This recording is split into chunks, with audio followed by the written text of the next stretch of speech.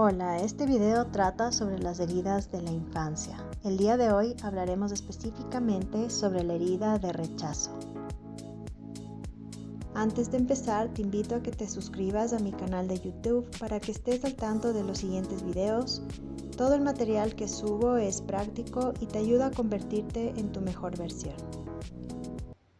¿Qué es la herida de rechazo? Vamos a ver varios aspectos de esta herida para que puedas ir sintiendo si la tienes dentro. A todos nos ha ocurrido que alguna vez alguien nos ha rechazado, ya sea a nivel familiar, de pareja, amistades o profesionalmente. Es decir, pensábamos que contarían con nosotros, pero no nos tomaron en cuenta. Interpretamos que esa persona sentía algo por nosotros, pero no tanto como para empezar una relación. O bien nos ofrecimos a hacer algo y no fuimos seleccionados. Existen miles de experiencias en nuestra vida en las que el rechazo ha sido el protagonista. Debemos tener en cuenta que no todas estas experiencias dejan una huella en nuestro ser. Esto solo ocurre cuando tenemos una fuerte implicación emocional. Cuando la relación con la otra persona es algo que nos importa tanto o inclusive nos sostiene, como ocurre en los primeros años de nuestra vida. De hecho, sentirnos rechazados en nuestras primeras etapas de la vida puede generar la herida de rechazo que termina influenciando a lo largo de nuestra adultez, ya que es una de las heridas emocionales más profundas y que implica un rechazo interior, es decir, un rechazo a lo que pensamos, sentimos y hacemos, y que se encuentra en las profundidades de nuestro ser, alimentando muchos de nuestros miedos. Para entender la fuerza de la marca que deja una experiencia de rechazo temprana, hay que entender lo que implica el rechazo en sí. Trae consigo despreciar, trae consigo denegar, trae consigo el no querer algo o a alguien, por lo que experimentar este sentimiento genera muchísimo sufrimiento. Remontándonos a los primeros años de vida donde se pudo haber originado esta herida, hay que entender el contexto de nuestra experiencia en esa etapa.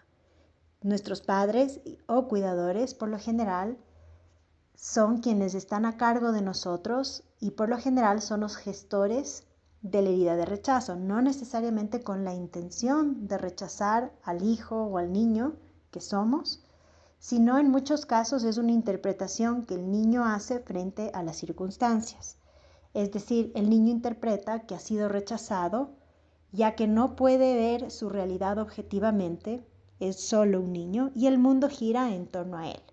Algunos ejemplos de situaciones que generan esta herida son un hijo no deseado, una relación de pareja o familia tóxica que se traslada al niño, un patrón de cuidado maternal o paternal disfuncional heredado de generación en generación, progenitores con una incapacidad de sentir, querer y dejarse querer, niños que tras nacer tienen que ser hospitalizados o cuyas madres deben serlo tras el parto, incluso infantes concebidos en periodos con problemas económicos severos o coincidentes con desastres ambientales, guerras, son detonantes de esta herida de rechazo. Ahora voy a hablar un poco de las consecuencias de tener una herida de rechazo. Lo primero es que quien lo sufre va creando poco a poco una máscara, es decir, un mecanismo de protección, y comienza a comportarse como cree que sus padres esperan que se comporte, y se esconde debajo de un disfraz o una apariencia.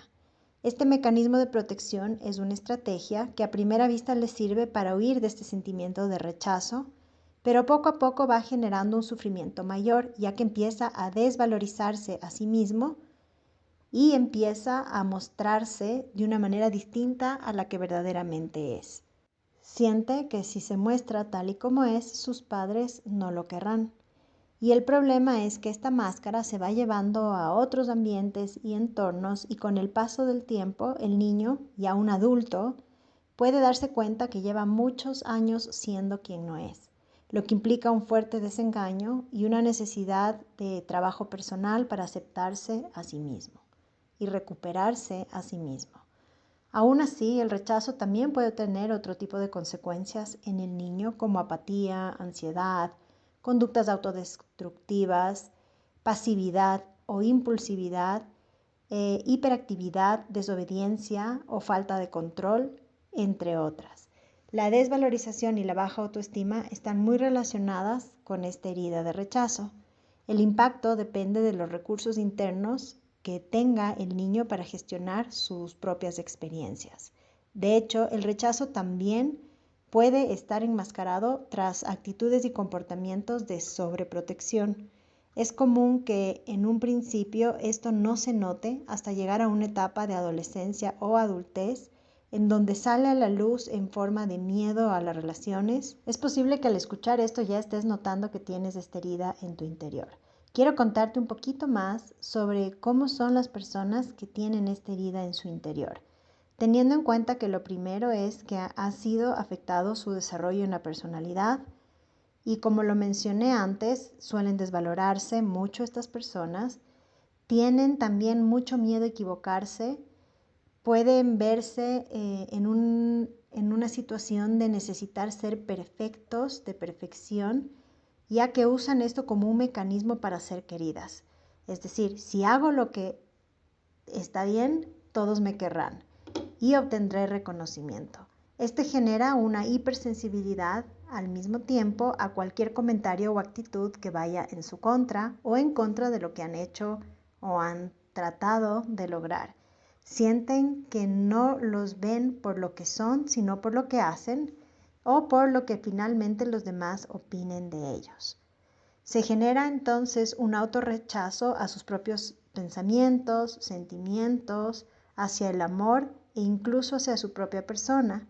Esta herida produce que vaya creciendo el autodesprecio y provoca la sensación de no ser merecedores de amar ni de ser amados. En algunos casos suelen preferir estar a solas porque así se reducen las posibilidades de ser despreciados, y en el caso de que tengan que estar con otras personas, intentan pasar desapercibidos, por lo que hablan poco o se esconden bajo ese disfraz que muestra lo que ellos piensan que las otras personas esperan de ellos mismos.